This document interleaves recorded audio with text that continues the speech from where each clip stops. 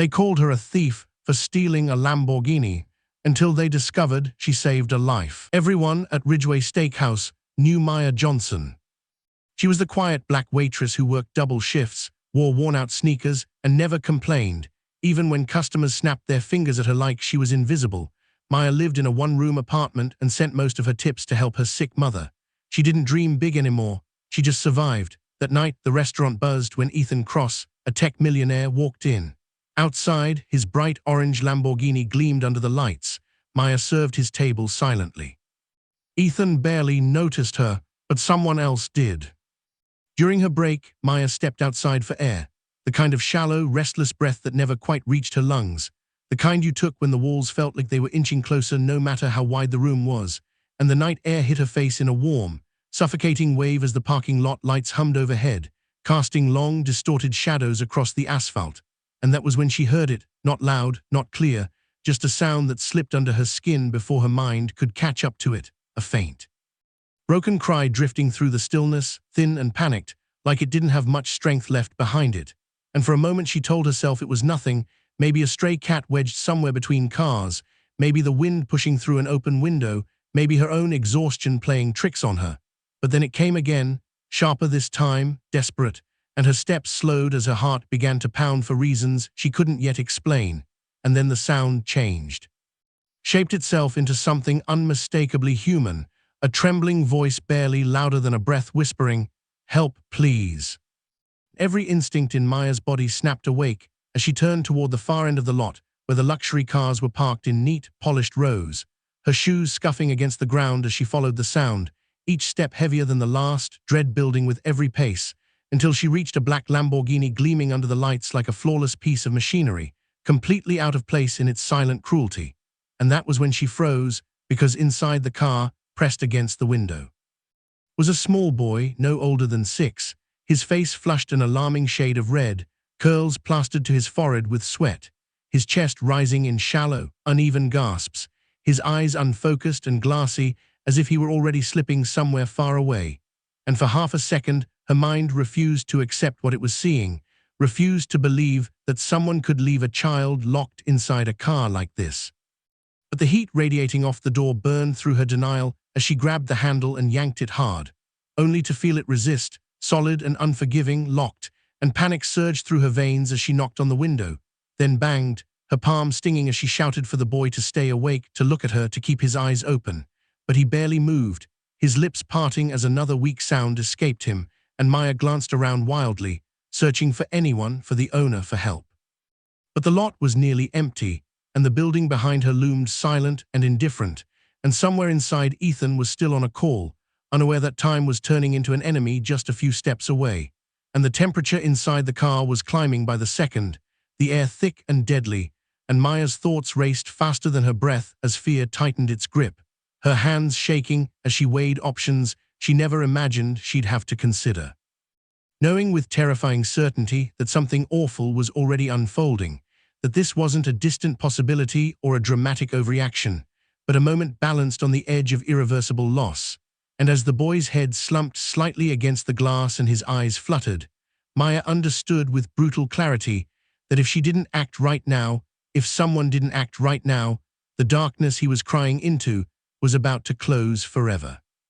Maya ran back inside, her shoes slamming against the floor as she pushed through the doors, her voice breaking as she shouted for help, her words tumbling over each other in raw panic as she tried to explain there was a child locked in a car outside, that he was overheating, that he was dying. But people barely looked up. Conversations paused only long enough to register annoyance before resuming, and the manager stepped forward with a tight smile and a sharp tone, telling her to calm down, telling her to stop causing a scene, saying security would handle it if there was really a problem. And when Maya tried to grab his arm and pull him toward the door, security intervened, firm hands blocking her path, warning her to step away, warning her that if she kept yelling she would be escorted out. And the seconds kept ticking by like a countdown no one else could hear. And Maya's chest tightened as she realized they didn't believe her, they didn't understand. And by the time she broke free and ran back outside, her lungs burning, something had changed. The parking lot felt quieter, heavier, and when she reached the Lamborghini and looked inside, the boy had stopped crying, his mouth slightly open, his head tilted awkwardly to the side, his eyes barely moving, and a cold wave of terror washed over her because silence was worse than screams. Silence meant his body was giving up, and in that moment every rule, every warning, every consequence vanished from her mind, leaving behind only one clear, undeniable truth. If she didn't act now, he would die. And Maya scanned the lot, spotted a metal stand near the entrance, grabbed it with trembling hands, and without giving herself time to think, she swung it with everything she had, the glass exploding in a violent crash that echoed across the lot, shards scattering as heat poured out like a furnace, and alarms began screaming as she reached in, unlocked the door,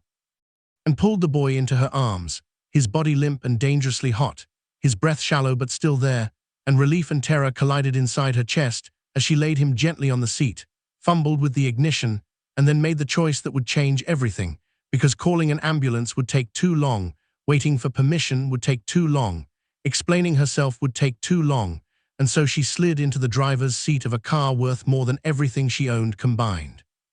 Her hands slick with sweat as she started the engine, tires screeching as she tore out of the parking lot toward the hospital, heart pounding so hard it hurt, every red light feeling like an enemy, every second stretching endlessly as she kept one eye on the road and one on the child, whispering for him to hold on, to stay with her, unaware that behind her chaos was erupting, people screaming at the shattered glass, phones coming out, voices rising as someone shouted that she was stealing the car, that a woman had just smashed a Lamborghini and driven off, and security called the police, reporting a theft in progress. And inside the building, Ethan ended his call to the sound of alarms and shouting, confusion turning to dread as he rushed outside, only to find his prized Lamborghini gone, glass glittering on the ground like evidence of a crime. And as realization slammed into him, his heart dropped even further because his son was gone too. And in that instant, the parking lot became a crime scene in the eyes of everyone watching, a woman fleeing in a stolen supercar, a child vanished, sirens already beginning to wail in the distance, and no one there understood yet that what they had just witnessed wasn't a theft, but a desperate rescue unfolding in real time. Maya burst through the hospital entrance with tires screaming and her pulse roaring in her ears, barely slowing as she skidded to a stop near the emergency bay, throwing the door open and shouting for help as hot air rushed out behind her, nurses and orderlies freezing for half a second before instinct took over, a gurney appearing as if from nowhere as doctors rushed forward, their faces tightening the moment they saw the boy's condition. His skin flushed, his breathing shallow, his small body limp in Maya's arms. And she handed him over with shaking hands, backing away as they rushed him through the double doors toward emergency care, voices calling out vitals, orders snapping through the hallway, and for the first time since the parking lot Maya allowed herself one fragile breath of relief, whispering thank you to no one in particular as her knees threatened to give out. Because she had made it, she had beaten the clock by seconds, maybe less, and then everything crashed down at once, heavy hands grabbing her from behind,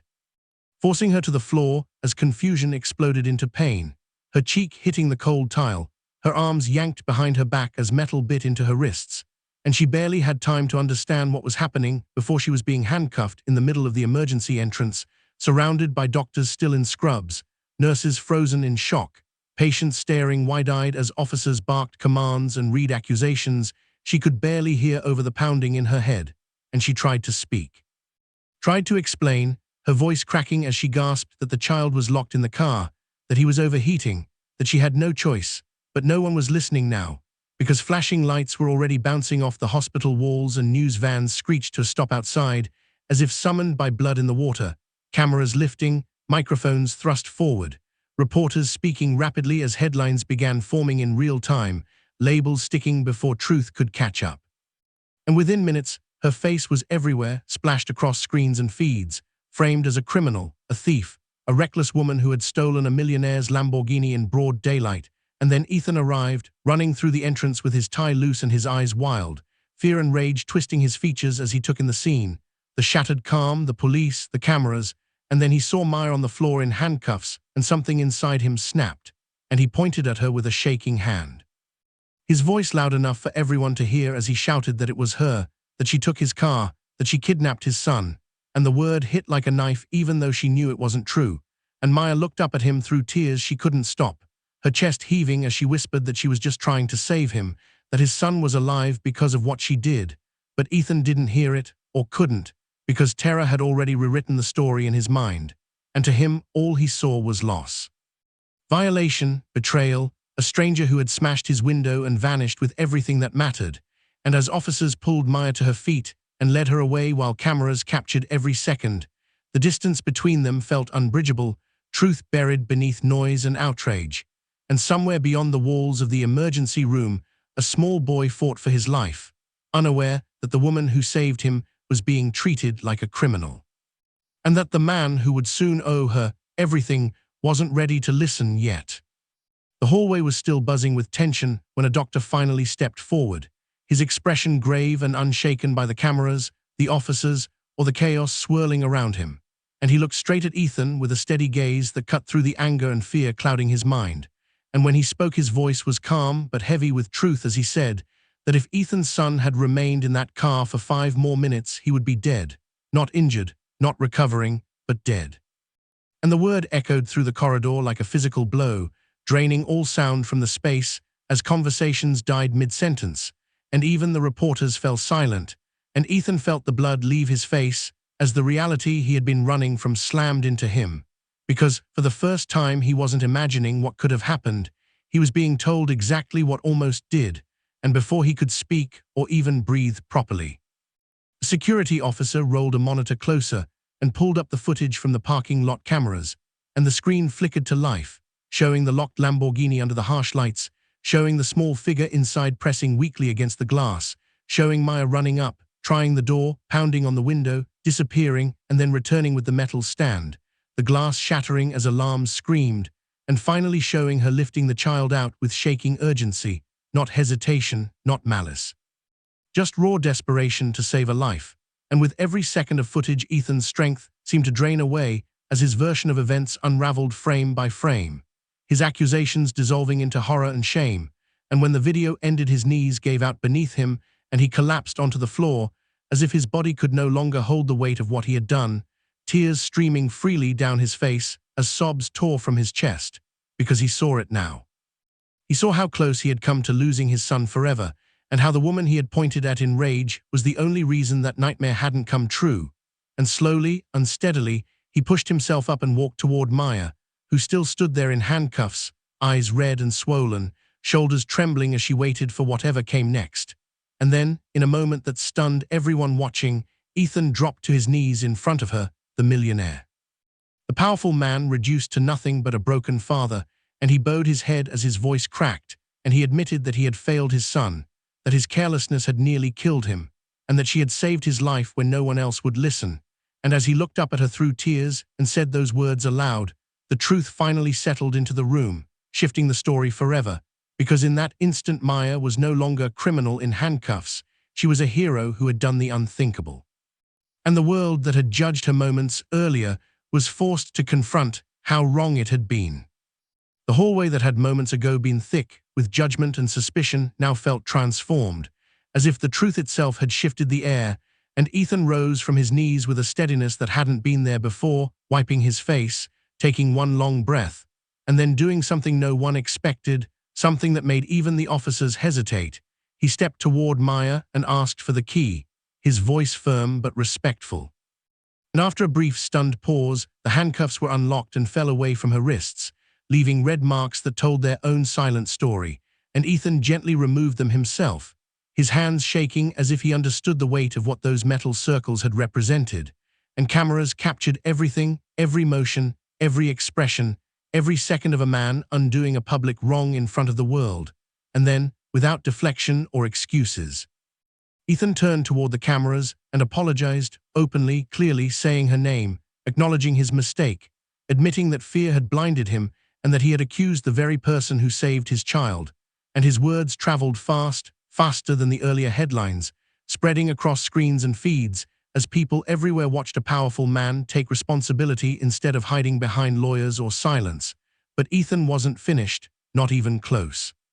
Because apologies alone couldn't balance what had almost been lost, and over the days that followed the story kept unfolding, layer by layer, as the world learned that Ethan had paid off Maya's mother's medical bills in full, quietly clearing years of debt that had haunted her family. Then he bought Maya a home, not a publicity stunt but a place of safety and stability, something she had never truly known, and when people thought that must be the end of it, he went further.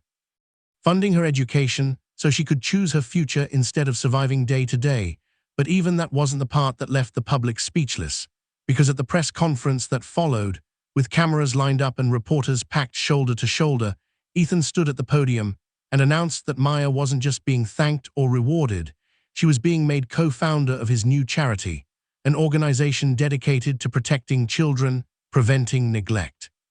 and supporting overlooked workers who were too often ignored when they spoke up. And as murmurs rippled through the crowd, he explained that the charity existed because of her courage, because she had acted when systems failed and people looked away. And then he said the words that would echo everywhere, that he had millions and she had nothing. But when it mattered, she had courage. And as Maya stood beside him, no longer in a uniform, no longer in handcuffs, her posture still humble but her presence undeniable, the world saw her differently, not as a waitress, not as a suspect, but as proof that heroism doesn't wear titles or carry privilege. It shows up in moments of terror when someone chooses to act anyway, and the cameras flashed, the crowd stood silent, and the story that began with a cry in the dark ended with a truth no one could ignore, that the bravest people are often the ones the world almost overlooks.